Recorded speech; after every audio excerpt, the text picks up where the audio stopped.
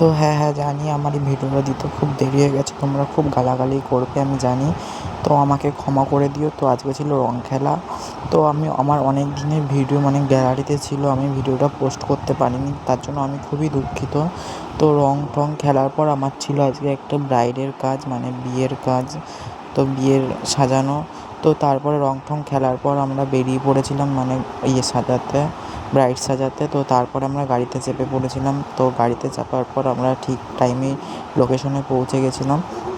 তো লোকেশনে পৌঁছানোর পর তারপরে দেখছি যে ব্রাইডই এখনও রেডি হয়নি, ব্রাইডের গায়ে হলুদই হয়নি। তো কিছুক্ষণ পর ব্রাইডের গায়ে হলুদ হয়ে গেছিলো, তো আমরা তখন বসেছিলাম।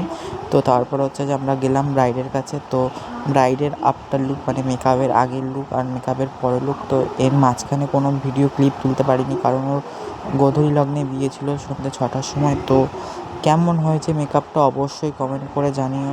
আর ভালো লাগলে অবশ্যই আমাকে একটা লাইক, কমেন্ট, শেয়ার আর সাবস্ক্রাইবার করতে ভুলবেন না।